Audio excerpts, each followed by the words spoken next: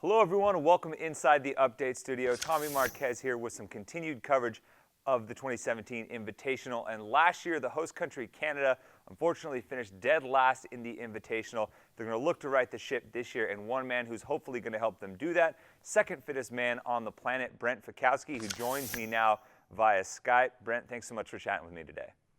Yeah, thanks so much for the introduction there. I mean, last place last year, that's rough, man. Oh, man, I just report the scores, man. I just report the scores. Yeah, it's all right. But taking a step back and looking at the games first, what was the biggest difference for you now that you've been on the podium, competition-wise and execution-wise, from year one to year two? I think that the biggest difference I had was going into the games last year. I was putting in all this work for this unknown test, and I wasn't quite sure what it was going to be like. You can do as much research as you want, talk to a lot of people, but you just don't know. But I was happy with my preparation. So this year I had a lot more confidence going in, knowing that, hey, like, you're feeling similar to the way you were last year and you're just better all around. So you're going to be fine. Just keep holding true to this. And then I was just more prepared. I had more things packed and had a bigger support group around me to help me out all weekend.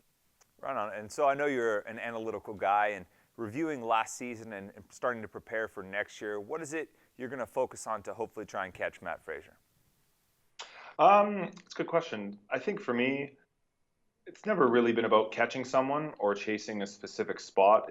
I'm mostly focused on, I look back at the events I didn't do as well on, and I think, what can I do in this next year so that event or a similar event comes up, I'm ready for it. And I think that's really, really what it comes down to. I can't really control how much one guy's squatting or what another guy's eating or how much he's sleeping, or it just doesn't really matter. It's all just about, I'm chasing myself.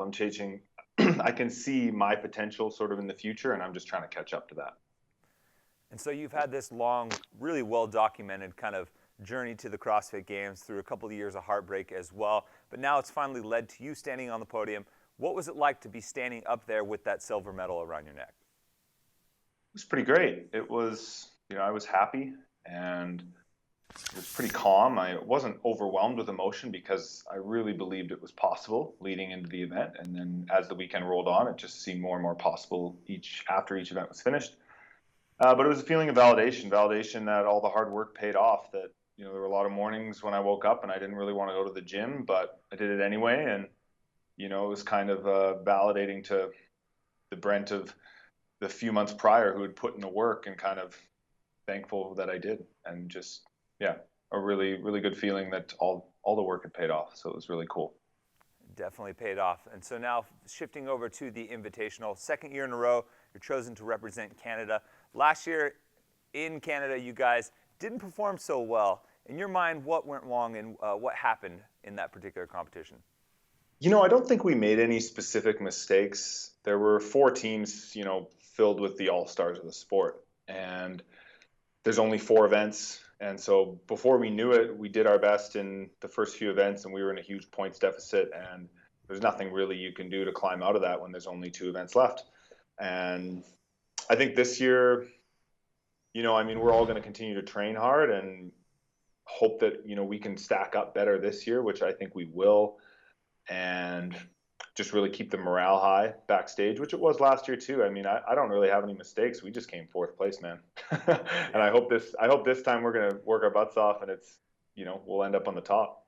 One of the nuances this year is you guys traveling to Australia, because it's the host country for the first time. You've spent time in Australia.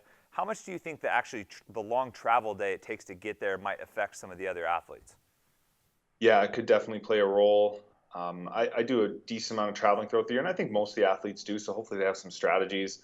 But yeah, if you have a couple really shaky flights and don't get much sleep, and before you know it, it's game day, it could play a huge role. I think, it might give the Australians a little bit of an advantage, but they'll probably need it anyway. So. And so I know you maintain a busy schedule with about a month left to go before the competition. Is there anything you're doing to sort of prepare, or anything that that you've contacted maybe with your teammates to prepare as well? Yeah, so we don't have much time left. It's about a month. Honestly, since the games, I haven't been exercising a lot. It's a lot of accessory work and just sort of slowly building back a foundation that I can build upon for another year, and making sure my mind and body is like 100% after a pretty grueling season. But I feel really good right now. And so the next 4 weeks, just start to implement a few more invitational style events into my training, try to do a really fast, heavy, intense workout, rest 10, 15 minutes and do one more. Do a couple couplets like that throughout the next couple weeks so that my body's going to be able to handle it for the 2 hours straight. Right on, man. Well, once again, congratulations on the second place finish, and I really appreciate you taking the time to chat with me today. Yeah, thank you guys. Thanks for having me. Brent Fikowski and the rest of the Canada team will be taking the floor on November 5th at the Margaret Court Arena in Melbourne, Australia.